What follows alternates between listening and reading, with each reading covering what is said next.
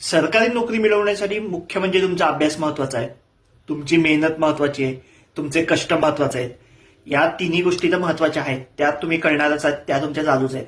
ह्याच्याबरोबर अजून काय उपाय करता येतील तर ज्योतिषशास्त्रामध्ये सूर्य हा सरकारी नोकरीचा कारक आहे, हा नोकरीचा कारक आहे, हा वडिलांचा कारक आहे, हा आरोग्याचा कारक आहे.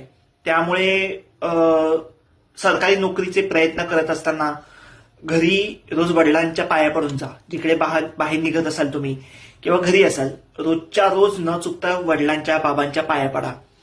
भले मग तुम्ही काही वेगळे उपाय करायचीच गरज नाही तुम्हाला. जर तुम्ही रोजच्या रोज बाबांच्या पाया पडत असाल तर त्यांचे आशीर्वाद तुम्हाला मिळतायत सरकारी नोकरीसाठी, त्याच्यामुळे तुमच्या प्रयत्नाबरोबर हेही आशीर्वाद मिळतात. त्याच्यामुळे वेगळे उपाय करायची गरज नाहीये. अजून काय करता येईल तर सकाळी देवासमोर बसून तुम्हाला गणपती बाप्पाची आराधना करता येईल, कारण गणपती ही बुद्धीची देवता आहे. जर जमलं तुम्हाला शक्य असेल तर मंगळवारी तुम्हाला 21 दुर्वा घरच्या गणपतीला व्हायचे आहेत. बाहेर मंदिरात जा, दर मंगळवारीचा मी सांगतच नाही, मी घरच्या गणपतीला सांगतोय. घरच्या गणपतीला बसून गणपतीची आराधना करायची आहे. 21 दुर्वा मंगळवारी तुम्हाला व्हायच्या आहेत. जर वेळ असेल तर ओम गण गणपती सरळ साधा सोप्पा जप आहे, तो करता येईल. तुम्हाला करण्यासारखं भरपूर आहे. अजून काय करता येईल तर देवाच्या समोर एक 5 मिनिटं बसून स्वतःला सकारात्मक ठेवायचं आहे.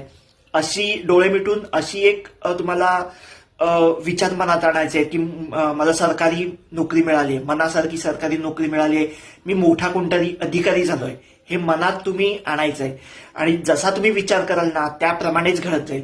कारण तुम्ही कसं होतं सरकारी नोकरीच्या बाबतीत, सुरुवातीला अभ्यास करताना खूप ऊर्जा असते, मी सरकारी नोकरीसाठी अभ्यास करतोय. पण काही वर्षांनी मनासारख्या गोष्टी घडत नाहीत, मनासारखे मार्क मिळत नाहीत, काही ना काही अडचणी येतात आणि मग तो उत्साह कमी होत जातो. त्याच्यामुळे जर रोज देवासमोर बसून एक 5 मिनिटं 10 मिनिटं बसून सकारात्मक विचार केलात की नाही बाबा मला ती सरकारी नोकरी मिळाली आहे, असा नुसता विचार आणत जा मनात एक 5-10 मिनिटं. किंवा तुम्हाला जी पोस्ट हवी आहे ती मला मिळाली आहे, मी त्या पदावर काम करतोय, असे फक्त विचार मनात आणा सकाळी उठून 5-10 मिनिटं. बघा हळूहळू तुमच्या मनासारखं सरकारी नोकरीच्या दिशेने तुमची वाटचाल सुरू होईल. अजून काय करता येईल तर जिकडे तुम्ही अभ्यासाला बसताय ती शक्यतो तोंड, म्हणजे तुमचं जे तोंड असेल ते शक्यतो पूर्व किंवा उत्तर दिशेला ठेवा. जर काही जमत नसेल तर पश्चिम दिशा ही चालू शकेल. पूर्व पश्चिम किंवा उत्तर दिशेला तुमचं तोंड येऊ दे, अशा दिशेने तुम्ही अभ्यास करायला बसा. तुमचं जे टेबल असेल ते शक्यतो स्वच्छ ठेवा. अनावश्यक काही पुस्तकं, अडगळी असं असेल तर ते जेवढं तुम्हाला आवश्यक आहे तेवढंच ठेवा.